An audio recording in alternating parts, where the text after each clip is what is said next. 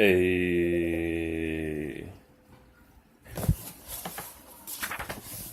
Chapter 14.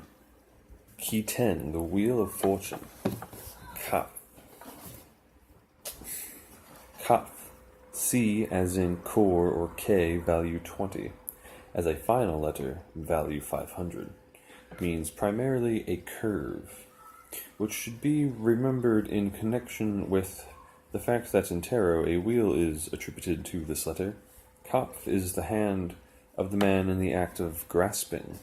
To grasp is to hold, to comprehend, to master. What can be grasped mentally is intelligible, clear, explicit, positive, definite, precise. These ideas, it will be seen, are in sharp contrast to the ineffability and abstractness of those which are related to Yod and the Hermit. Wealth and poverty are the pair of opposites attributed to the double letter Kaf. These are the extremes of property, the external signs of one's grasp of circumstances.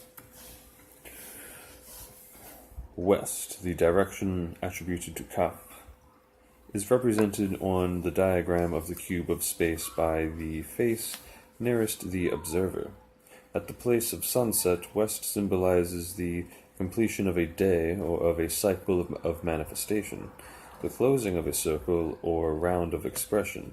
This is in agreement with the symbol of the closed hand, the close of the day's work with the setting sun is related to such ideas as completion, accomplishment, mastery, success, and the like. Freemasons will remember that the officer who sits in the west is charged with paying the wages of the workman. Again it is written, westward the course of empire takes its way. For the facts of human history exemplify the principles of cosmic law. Thus too the Occidental world is, or the Occidental world, I think is what it's going for. It's capital Occidental.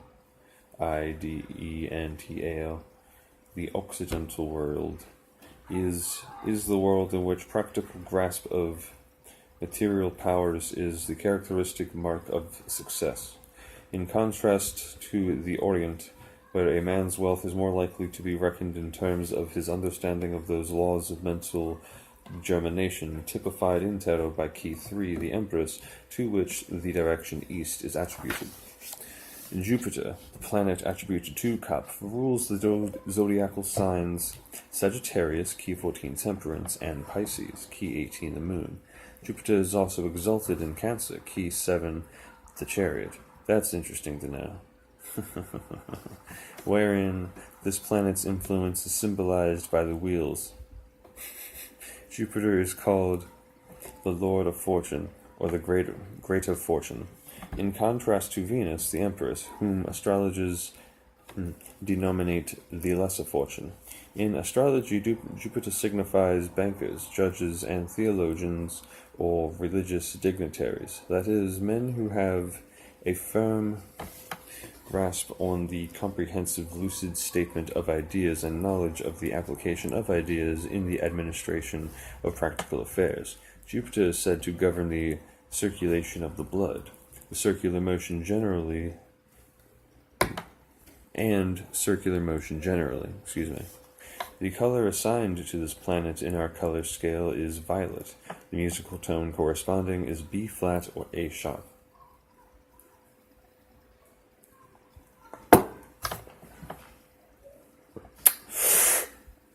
Intelligence of conciliation, or rewarding intelligence of those who seek, is the Kabbalistic name for the mode of consciousness attributed to the letter Kaf. Conciliation is the adjustment of differences, the establishment of harmony and order, and thus is distinctly Jupiterian. This mode of consciousness is what brings perception of the law which fulfills the promise, seek and ye shall find. Conciliation implies concord, agreement, sympathy, peace, amenity, tranquility. The law here shown is that which reconciles apparent differences, that which enables us to harmonize the elements of existence, that which leads to the winning over of seemingly antagonistic forces, that which conduces to peace and prosperity.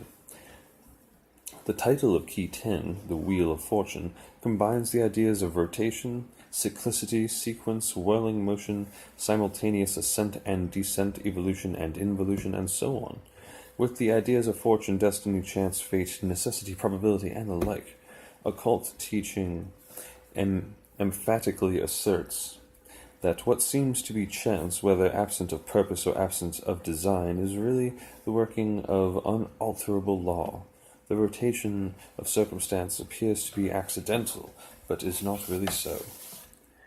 Every effect is the consequence of preceding causes, and the better we grasp this law of sequence and cyclicity, the greater our command over subsequent events. There is periodicity in everything.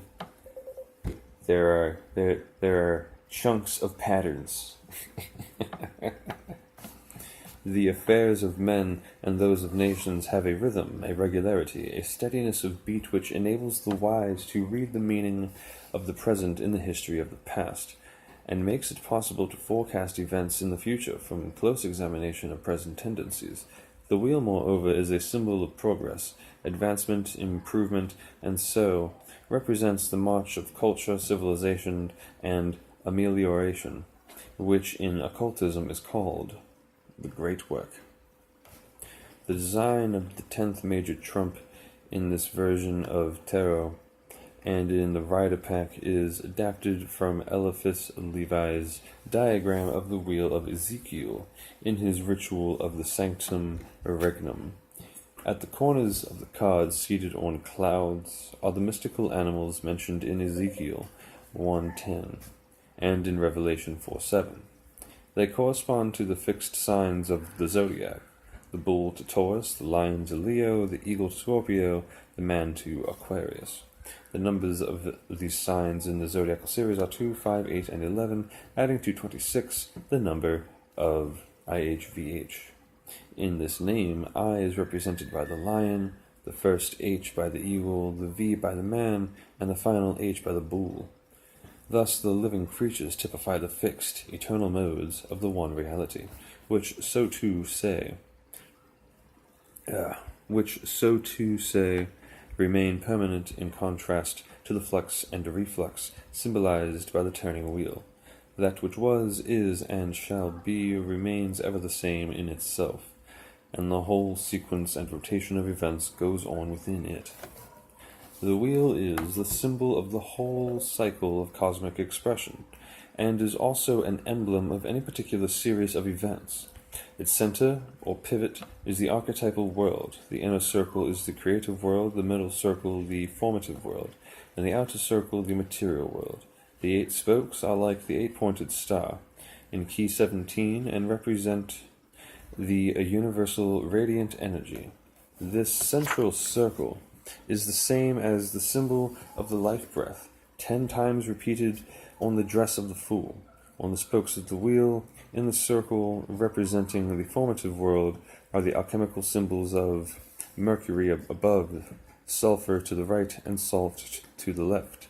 These correspond to the 3 gunas of yoga philosophy: sattva, Mercury; raja, sulfur; and tamas, salt. At the bottom of the same circle is one of the alchemical symbols for dissolution, identical with the astrological symbol for Aquarius. Mercury is consciousness, sulfur is passion and activity, salt is ignorance and inertia. Dissolution is said to be the fundamental process of the Great Work. A yellow serpent, its wavy movement suggesting vibration, and its color that which is assigned to light, to the planet Mercury, Key 1, the Magician, and to the sign Leo, Key 8, Strength. In one of the ancient occult color scales, descends on the left side of the wheel. Its descent represents the involution of the cosmic radiant energy into the conditions of name and form. It is the serpent power represented by the letter Teth, and so connected with the sign Leo and key 8. It is also the force which descends through the magician into his garden, and this force bears the message or impulse of the cosmic will. Hermanibus, or Hermes Anubis, the jackal-headed Egyptian god, rises on the right side of the wheel to represent the evolution of consciousness. From lower to higher forms, his jackal's head represents intellectuality. His red color typifies desire and activity. He symbolizes the average level of our present human development and consciousness. Beyond and above him is a segment of the wheel which only a few human beings have as yet transgressed. The Sphinx typifies the real self of man, behind the veil of personality. It is known by the unfoldment of inner senses corresponding to the outer ones. When this unfoldment comes, we become aware of the one thing which transcends personality. This one thing is the propounder of the riddles of existence. It remains motionless while the wheel turns. Its blue color relates to memory, the basic function of subconsciousness, as if to emphasize the idea that the highest self-knowledge is really self-recollection. Yes, if you exist, you have always existed. And you will always exist, because nothing can be destroyed, only transformed. On the wheel, in the circle representing the material world, are the letters T-A-R-O, counterchanged with the Hebrew letters spelling I-H-V-H in Hebrew values. The letters of Tarot make the number 671, important in Kabbalah as the number of certain titles of Malkuth, the kingdom. As the value of IHVH is 26, the total numeration of the 8 letters on the wheel is 697, and the digits of 697 add to 222, a number associated with the circle or wheel from time immemorial, and the numbers of letters in the Hebrew alphabet symbolized by the major trumps of tarot. By transposition, the letters of tarot may be arranged to make the following 5 words: Rota, Tarot, Orat, Tarot, Ator. Ator is an Old Latin form of the name of the Egyptian goddess Hathor. Thus, this rather barbarous Latin sentence may be translated: The wheel of Tarot speaks the law of Hathor. Or as Passio would say, pleads. It earnestly begs. Please read this. Come on, I can't make you read it. Please read it. Please drink the water, horse. Psychologically, this tarot key refers to the law of periodicity in mental activity, whereby mental states have a tendency to recur in definite rhythms. It is the law also of the involution of undifferentiated conscious energy, and its evolution through a series of personalized forms of itself. Finally, the Wheel of Fortune is the tarot symbol of the law of cause and consequence, which enables us to be certain of reaping what we have sown.